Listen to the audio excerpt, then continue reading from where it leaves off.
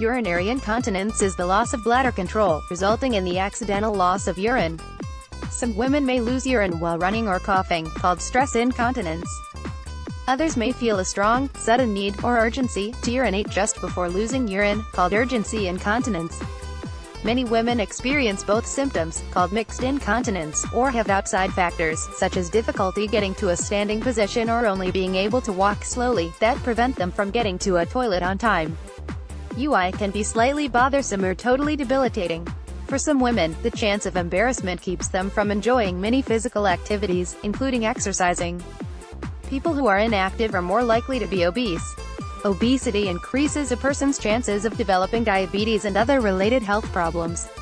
UI can also cause emotional distress. However, UI often can be controlled. What is the urinary tract and how does it work? The urinary tract is the body's drainage system for removing urine, which is composed of wastes and extra fluid. For normal urination to occur, all body parts in the urinary tract need to work together in the correct order. Kidneys. The kidneys are two bean-shaped organs, each about the size of a fist. They are located just below the rib cage, one on each side of the spine. Every day, the kidneys filter about 120 to 150 quarts of blood to produce about 1 to 2 quarts of urine. The kidneys work around the clock. A person does not control what they do. Ureters. Ureters are the thin tubes of muscle that carry urine from each of the kidneys to the bladder. Bladder. The bladder, located in the pelvis between the pelvic bones, is a hollow, muscular, balloon-shaped organ that expands as it fills with urine. Although a person does not control kidney function, a person does control when the bladder empties. Bladder emptying is known as urination. The bladder stores urine until the person finds an appropriate time and place to urinate. A normal bladder acts like a reservoir and can hold 1.5 to 2 cups of urine.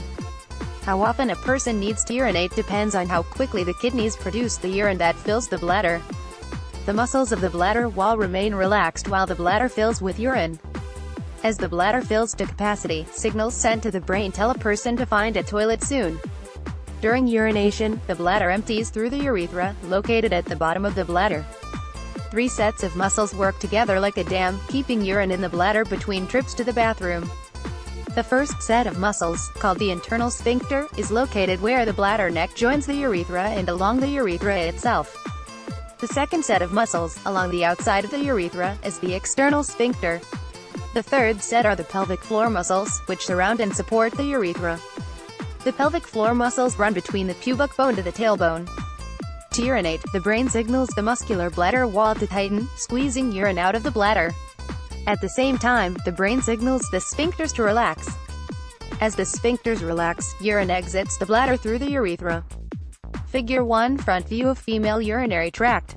Figure 2 Side view of the female pelvic floor muscles. What causes urinary incontinence in women? Urinary incontinence in women results when the brain does not properly signal the bladder, the sphincters do not squeeze strongly enough, or both. The bladder muscle may contract too much or not enough because of a problem with the muscle itself or the nerves controlling the bladder muscle. Damage to the sphincter muscles themselves or the nerves controlling these muscles can result in poor sphincter function. These problems can range from simple to complex. Figure 3 Strong pelvic floor muscles, left, and weak pelvic floor muscles, right. A woman may be born with factors that increase her chances of developing UI, which include birth defects, problems with development of the urinary tract, genetics. A woman is more likely to have UI if other females in her family have UI. Race. Caucasian women are more likely to be affected than Hispanic, Latina, African American, or Asian American women. UI is not a disease. UI can be a symptom of certain conditions or the result of certain events during a woman's life. Conditions or events that may increase a woman's chance of developing UI include childbirth. The childbirth process can damage the muscles and nerves that control urination. Chronic coughing. Long-lasting coughing increases pressure on the bladder and pelvic floor muscles. Menopause reduces production of the hormone that keeps the lining of the bladder and urethra healthy. Neurological problems. Women with diseases or conditions that affect the brain and spine may have trouble controlling urination. Physical inactivity. Decreased activity can increase a woman's weight and contribute to muscle weakness. Obesity. capacity. Extra weight can put pressure on the bladder, causing a need to urinate before the bladder is full. Older age, bladder muscles can weaken over time, leading to a decrease in the bladder's capacity to store urine. Pelvic organ prolapse causes sagging of the bladder, bowel, or uterus out of their normal positions. Pregnancy, the fetus can put pressure on the bladder during pregnancy. More information about neurological problems is provided in the NIDDK health topic, bladder control problems and nerve disease.